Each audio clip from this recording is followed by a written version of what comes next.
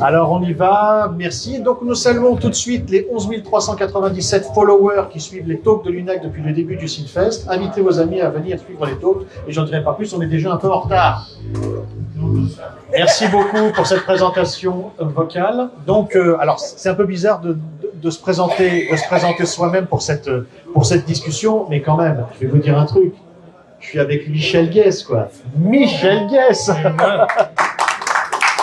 Et moi, je suis avec Olivier Delevagne en personne. Trop, voilà. Alors, Olivier Delevagne, auteur-compositeur, arrangeur, producteur, expert en nouvelles technologies, on peut le dire, programmeur de synthé, hein, Ouais. Il y en a plein, c'est toi, mixeur, peut-être même masteriseur, hein, bon, peut-être même masteriseur. J'avoue.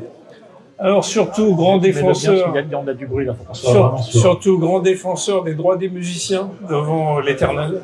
Hein.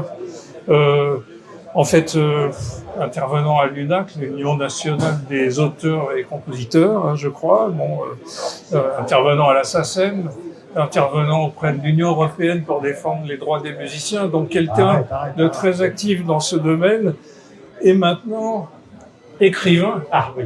Écrivain. Hein? Bon, alors, j'ajoute quand même une chose.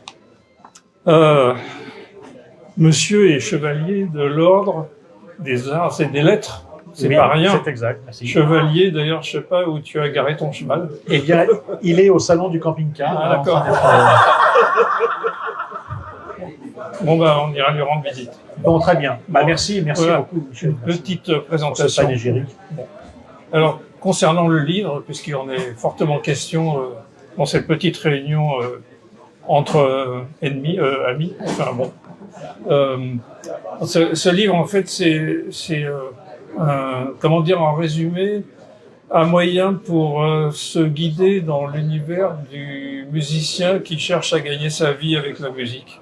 Et c'est pas simple aujourd'hui, et il faut lire le livre pour comprendre non seulement que c'est pas simple, mais surtout qu'il y a des moyens pour y arriver. Et c'est positif justement. Alors, en fait, ce que j'ai retenu du livre aussi, après l'avoir lu, c'est que c'est un livre qui est très, très, très riche en informations. Et des informations surtout très actuelles, avec tout ce qui se passe depuis quelque temps, avec la difficulté du musicien pour s'imposer dans les médias, pour trouver une rémunération aussi, surtout, parce que c'est devenu plus compliqué qu'avant. Avant, c'était bien plus simple. Bon, on va parler un petit peu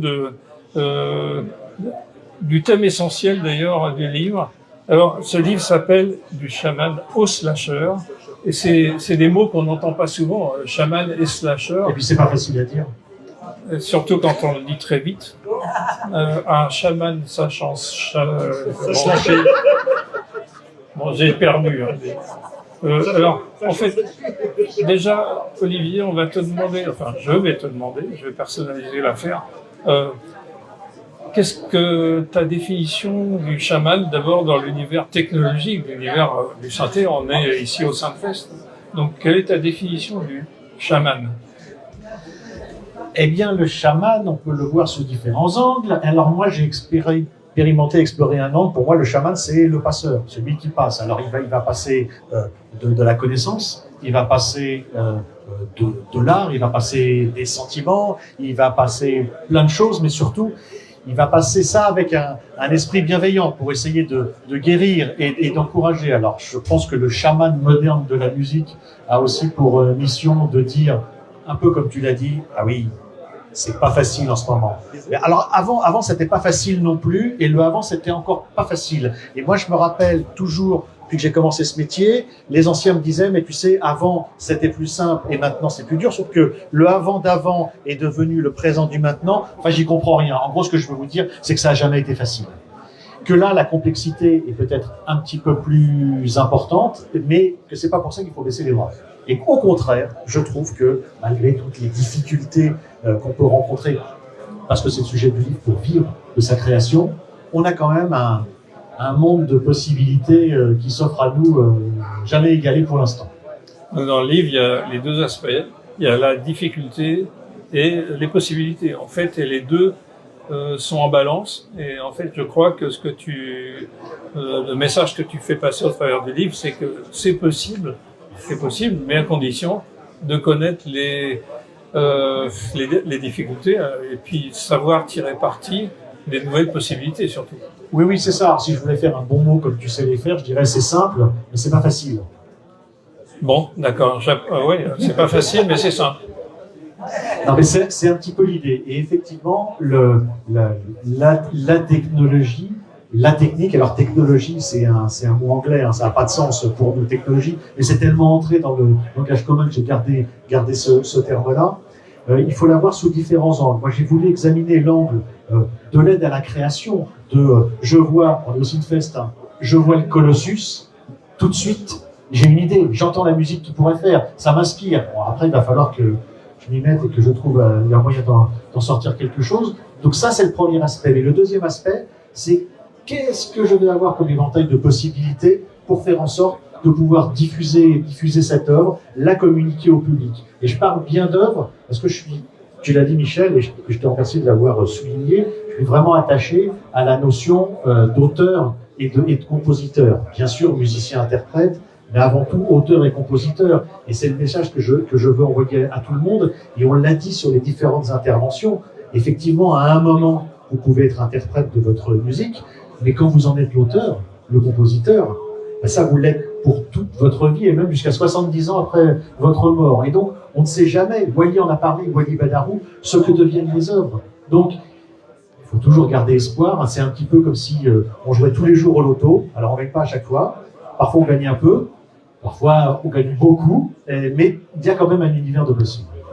Bon, pour terminer sur cette notion de chaman, au travers du livre, on voit qu'il s'agit aussi du magicien du son. On est dans l'univers du synthétiseur, donc on peut inventer le son. Ça fait partie de ton expérience, je crois, l'expérience qu'on retrouve aussi dans ton livre, dans lequel on parle beaucoup des ingénieurs du son, mais au terme de concepteurs du son et des inventeurs de son.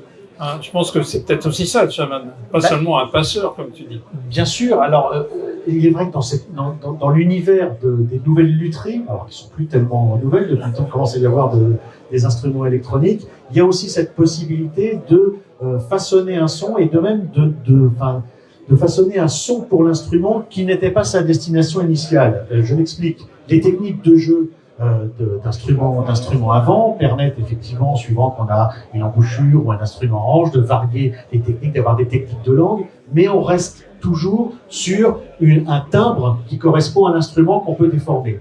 Alors que là, on a à notre disposition des engins, des machines, des dispositifs qui permettent de façonner le son et de s'attacher à une notion qui est un peu délicate, qui n'est plus la notion forcément de la note, mais la notion du timbre. Et cette notion de timbre a été explicitée par beaucoup de chercheurs, de musicologues. Et on a en France une école de musique contemporaine qui s'appelle l'école spectrale. Hein, donc je te laisse dire que ça n'a rien à voir avec de la musique de film d'horreur, où justement les compositeurs s'attachent au timbre des instruments, au ressenti que ça peut provoquer chez l'auditeur. Et à partir de cette technique d'écriture et d'utilisation des timbres, va aller vers carrément autre chose. On a un exemple de compositeur français qui a beaucoup utilisé cette technique spectrale, qui s'appelait pas encore spectrale, mais qui est basée sur le timbre, c'est Claude Debussy, qui jouait vraiment sur cet esprit et sur ce sentiment, cette transmission. Toi-même, tu participes à cette école de musique spectrale avec tes concerts que tu fais à partir de modulaire. Hein. On peut en parler une seconde. On va en parler une seconde, on peut en parler pendant plusieurs jours, mais bon, alors moi j'ai découvert le synthé modulaire et les synthétiseurs, d'abord en fréquentant des gens qui avant moi avaient exploré des territoires vierges. Je ne fais référence à personne. Hein. C'est vrai que monsieur, vous êtes un petit jeune. Des fois, je le traite d'ancien.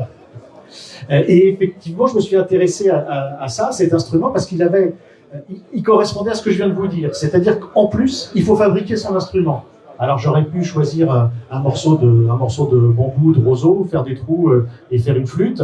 Là, j'ai plutôt choisi ces petits modules que j'assemble. Vous êtes en train de rater une démo formidable à côté de SoUp sur justement une formation sur le synthé modulaire, mais des modulaires vous en avez partout. Et oui, donc j'essaye de me produire sur scène avec ces synthés modulaires. J'essaye de faire de la musique et pas rester dans l'expérimental, et en plus, avec de la poésie.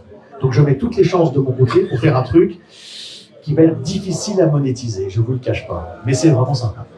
Alors on a parlé du chaman, de son côté inventeur de son, dont tu fais partie. On peut aussi maintenant peut-être expliquer un peu comment tu vois cette notion de slasher, un mot qui n'est pas très répandu, on peut le dire. Le slash, on le connaît en informatique, hein, c'est un symbole sur le clavier, mais alors le slasher lui-même, pour toi, qu'est-ce qu'un slasher? Un slasher dans le domaine de la musique et dans le domaine des technologies musicales. Alors effectivement, j'ai juste un problème, c'est que j'aurais bien aimé inventer l'expression, mais malheureusement, c'est pas moi qui l'ai inventé.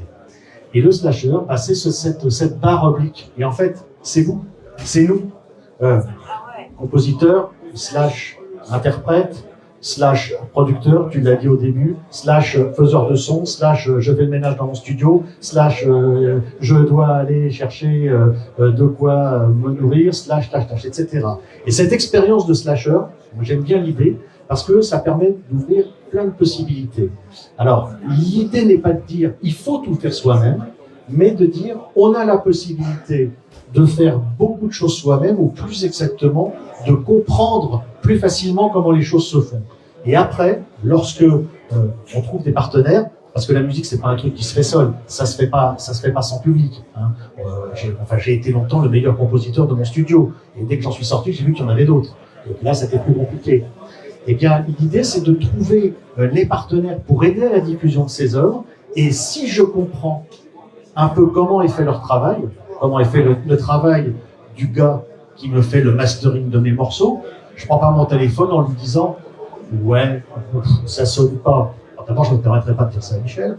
Mais la réalité, c'est parce que j'ai compris comment lui travaillait, et que lui, il a compris comment moi je travaillais, on peut se faire un échange, et on l'a beaucoup fait. Hein. On se soutient en disant, tu sais que plutôt que de me demander d'essayer de récupérer quelque chose sur le master, et si tu retouchais pas ton mix, ou plutôt si tu retouchais ton mix, et je retouche mon mix, et c'est plus facile pour le mastering, et comme on est des dingos et qu'on a plus de temps, on dit ouais, on va peut-être aussi retoucher la compo, et là on arrive à faire un truc à la fin qui nous a pris des années, et on est content. Cette définition de slasher, avec la liste de tes activités, on peut dire qu'elle s'applique complètement à ce que tu es, non?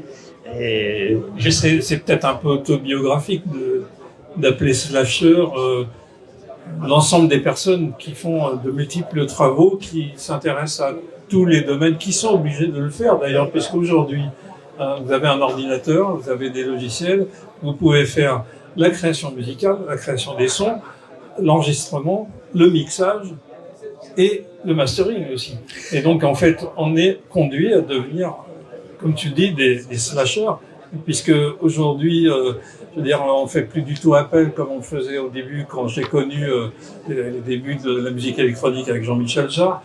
On travaillait avec un 8 pistes, on travaillait avec quelques synthétiseurs, évidemment, hardware. Il fallait pour la plupart d'entre eux prendre soin de bien noter les réglages pour les retrouver, pour travailler le lendemain avec d'autres sons, etc. Ensuite, on passait dans un studio de mixage, hein, et puis après, on passait dans un studio de mastering. Aujourd'hui, quand tu travailles, quand tu fais ta musique, tu fais tout toi-même. Bon, j'ai eu la chance de faire des masterings pour toi, parmi d'autres, mais en tout cas, un slasher, tu en es un. Ouais, alors je sens qu'il y a quand même un petit sujet autour du mastering, on va essayer de débunker ça tout de suite. Parce que j'ai la possibilité de faire du mastering et que je pense avoir compris comment se faisait le mastering, voire je sais comment on fait un mastering, j'ai vu immédiatement la nécessité impérieuse de faire appel à des slashers spécialistes de la spécialité et que ça apportait vraiment quelque chose de différent. Alors c'est pas un jugement qualitatif. Désolé, il n'est pas forcément meilleur que moi, mais en tout cas, ce qui est sûr, c'est que lui, il arrive à un moment dans la phase de production où il a un regard complètement neuf et qu'il apporte quelque chose à l'œuvre. En tout cas, moi, ça m'apporte quelque chose. Et je crois que j'ai toujours été content des masters qu'il m'a fait. Je vais pas trop le dire parce que sinon il risque d'augmenter son tarif. Et puis quand même un mot puisque tu as cité Jean-Michel Jarre. Jean-Michel Jarre qui m'a fait l'amitié de signer la préface. Effectivement, puisqu'on parle de chaman slasher, lui incarne ces deux notions parce que vous avez été des novateurs, celles et ceux ici qui ont vécu le truc en temps réel, l'arrivée de ces albums, de cette musique, ça a quand même été un effet de saisissement par rapport à beaucoup de choses qu'on entendait. Et puis après, ça n'a pas cessé d'innover, de trouver, de chercher des choses, de fabriquer la rythmique computer que nos amis du Synthfest essayent de remettre en route depuis maintenant 2 ans. Mais voilà, donc vous voyez, on peut faire beaucoup de choses, mais c'est encore mieux si on les fait à plusieurs. Il y a une notion sur laquelle j'aurais aimé revenir qui est sous-jacente dans la lecture du livre, c'est la notion de réussite du musicien. Et en fait, le musicien, pour réussir, déjà, il faut qu'il connaisse les ingrédients de la réussite, mais aussi qu'il ait cette volonté de réussir. J'ai travaillé avec quelqu'un qui est un exemple type de quelqu'un qui a, depuis le début de son métier, a voulu réussir. Et il s'en est donné les moyens. Et il a tout fait pour ça. Et il s'est occupé beaucoup de sa promotion. Il a, je me souviens très bien, je cite de temps en temps un petit mot qui m'avait glissé dans l'oreille à un moment, enfin même un peu plus que dans l'oreille. Quand on travaillait sur Oxygène ensemble, il m'a regardé un moment, il m'a dit: tu vas voir, on va leur mettre dans la tête. Il avait la rage d'y arriver. Il l'a eu jusqu'à aujourd'hui, toujours, hein, parce qu'il continue à faire des choses, comme vous le savez. Mais en tout cas, je voulais mettre en avant l'idée du fait que un musicien, pour réussir, il faut d'abord qu'il le veuille. C'est la condition essentielle.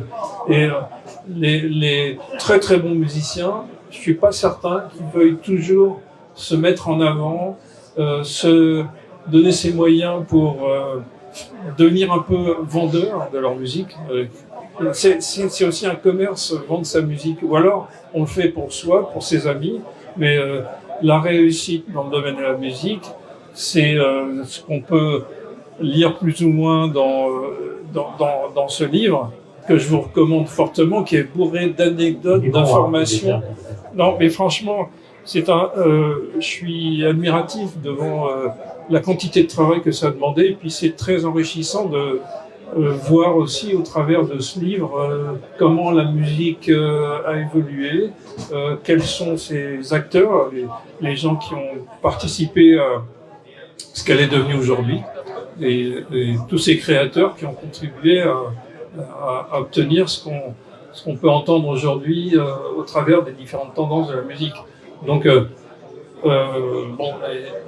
je me permets de dire que Monsieur Olivier Delevingne lui-même, pour ceux qui seront intéressés par son livre, est, je crois, d'accord pour le dédicacer.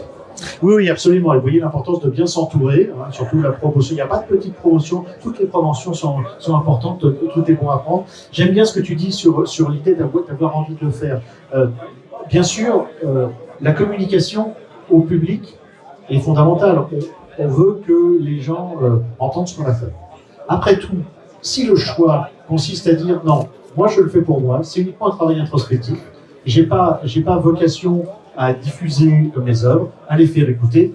Pourquoi pas? C'est aussi valide comme proposition.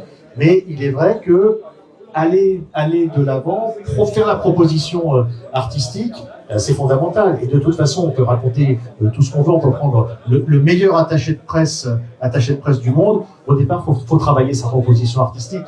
Il faut aller chercher en soi, et ça c'est le côté chaman, ce qui va faire que ce qui nous fait kiffer, bah forcément, ça fera kiffer quelqu'un d'autre, et on arrivera toujours à trouver un public. Alors, je parlais de réussite du musicien dans ce qu'il entreprend. Dans ton activité, celle du défenseur des droits de la musique et du musicien, il y a un certain nombre de choses qui sont importantes à citer.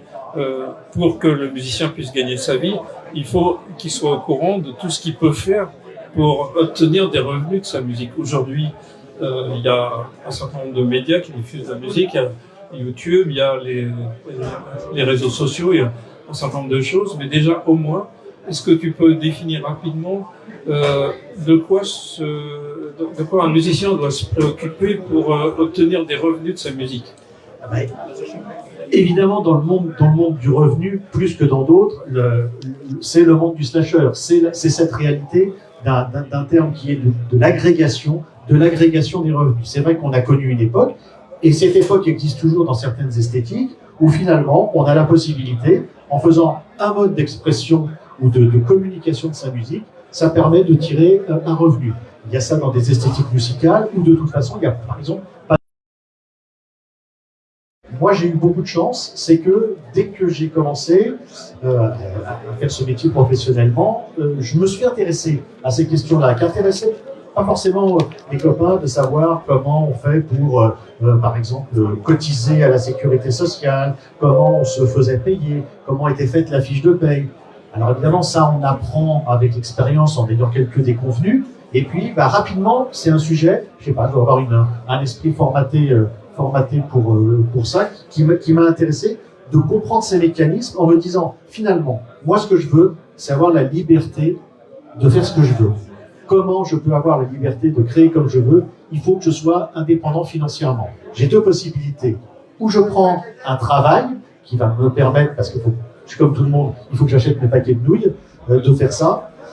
Mais ça se fera peut-être au détriment du temps d'esprit nécessaire à faire cette création. Parce que être un professionnel, c'est pas un jugement qualitatif, c'est être à tout moment en capacité de faire jaillir l'idée, de la transcrire. Et l'autre possibilité, c'était de mettre en place des systèmes, de les comprendre pour faire que, à chaque fois que je faisais un acte créatif, je pouvais être payé pour mon travail. Et une folie, être payé pour son travail. Non mais vous vous rendez compte, j'ai des enfants, quand mes enfants étaient à l'école, il y avait un truc que vous avez tous connu, il y a les dîners après l'école avec les voisins, et alors, toi, tu fais quoi dans la vie? Et moi, je dis, je suis compositeur, et tout de suite après, j'ai une question qui dit, ah où? Et t'en vis? Alors, vous imaginez le délire, il n'y a pas beaucoup de métiers où on vous pose comme question, est-ce que vous en vivez? Et chez nous, c'est comme ça. Ça semble une incongruité. On est dans un fantasme de dire, non, mais l'artiste, déjà, il faut avoir des longs cheveux, moi, c'est raté.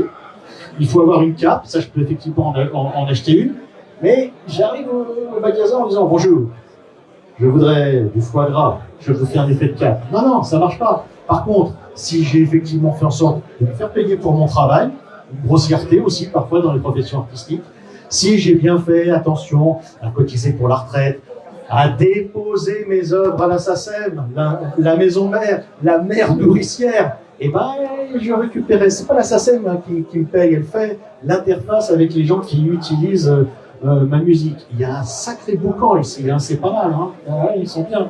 Voilà, donc ça pour moi c'est fondamental et ça fait partie intégrante du métier. Et c'est aussi ça, être un professionnel, c'est de connaître ces dispositifs. Alors je comprends, c'est pas le truc le plus excitant.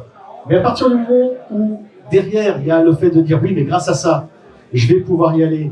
Et je vais l'acheter, le Colossus. Je vais l'acheter. J'en ferai peut-être même deux, un pour mettre à gauche, un pour mettre à droite. Comme ça, Michel pourra faire des images stéréo formidables.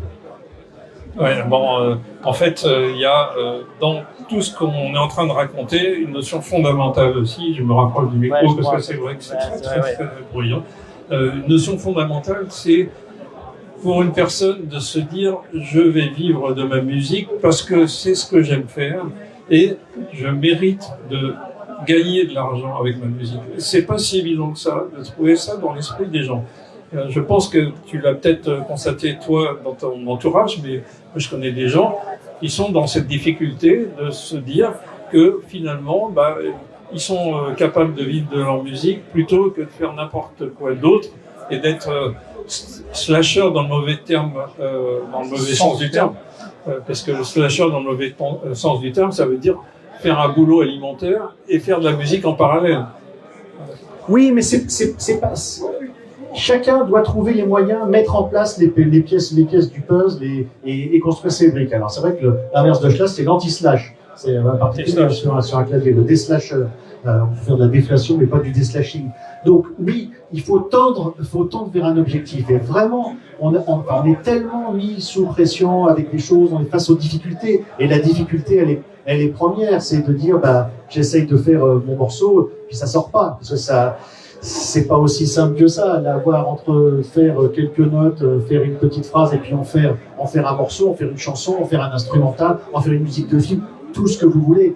Il faut quand même aller au bout, c'est ça aussi, c'est cette persévérance. Et si pour arriver à cet objectif, il faut pouvoir se déconnecter, dépluguer le cerveau en ayant une autre activité professionnelle, pourquoi pas? Ça n'est pas ma voix, mais vraiment si c'est la voix d'autres personnes, il faut y aller. Et allons-y. Et puis surtout, essayons de nous marrer dans ce qu'on fait.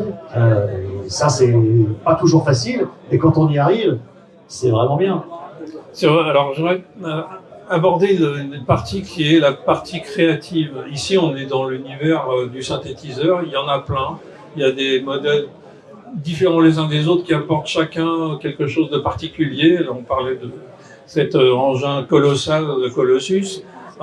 Mais en fait, ce que je voudrais simplement dire, c'est que, ayant vécu les débuts de la musique électronique avec Jean-Michel Jarre, sur Oxygène, on a travaillé avec un magnétophone 8 pistes. Bon, c'était l'un des premiers studios personnels, celui de Jean-Michel Jarre. Là où je voulais en venir, c'est que il y a une multiplicité de synthétiseurs aujourd'hui qui font tous des merveilles, mais je voudrais juste dire une chose, c'est que la création ne correspond pas à la quantité de matériel. Je pense qu'avec un peu de matériel et des idées, on peut faire des choses fantastiques. Et donc, très peu de choses, vous pouvez faire des choses qui vont surprendre tout le monde. Et c'est pas seulement 8 pistes dont on disposait, c'est aussi on disposait de peu d'instruments. Pour Oxygène, on a un peu complété le setup de base de Jean-Michel, en allant acheter 2-3 instruments dans les magasins. Mais la simplicité, pour moi, c'est une facilité de trouver des idées parce qu'on a en tête les choses dont on dispose. Aujourd'hui, la difficulté, c'est de s'y retrouver dans la quantité de possibilités qu'on peut avoir. Et ceux qui sont efficaces, ils ont leur setup qu'ils connaissent par cœur. J'en connais un qui approuve et qui s'en servent facilement, rapidement. Et ça, là, ça permet la créativité. Mais il y a des gens qui multiplient le matériel et qui sont perdus. Et je les comprends. Alors, bon, je vais quand même oser une petite facétie à la lumière de ce que tu dis quand je regarde le Colossus. Je dirais bien que c'est pas la taille qui compte. Néanmoins, ne multiplions pas. Malheureusement, alors vous savez, Michel, c'est un gars sérieux, il a préparé des pages et des pages de notes, il a bossé cette interview. Malheureusement, on est super serré par le temps. J'ai pris des notes, mais j'ai surligné surtout les choses essentielles. Donc on devait faire 30 minutes, on est un petit peu au-delà. On peut prendre une ou deux questions, que ce soit pour Michel ou pour moi, si vous les avez. Donc c'est clair pour tout le monde. Où on trouve le livre, merci. Mais heureusement que la Belgique pense au marketing. Alors, c'est pas fait que pour les Français parce que c'est écrit dans une langue commune. Alors c'est vrai que j'ai utilisé des tournures qui pourraient apparaître curieuses à nos chers cousins, mais non, il y a beaucoup de choses sur le business model de la musique en France, mais les questions relatives au streaming, les questions relatives aux droits d'auteur, nous avons la SACEM, vous avez la SAPAM.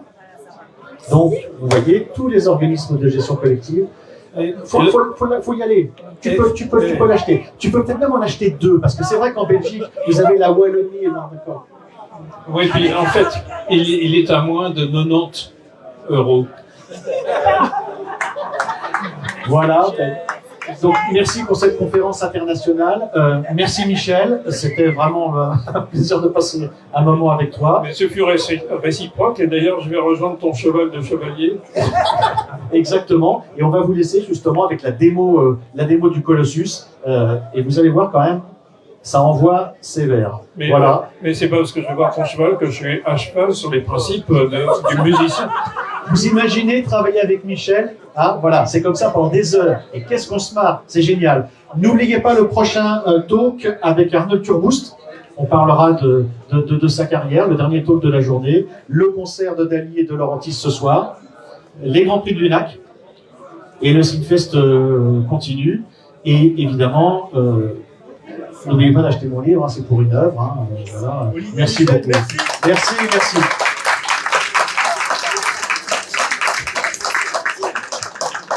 C'est un exemplaire de démonstration.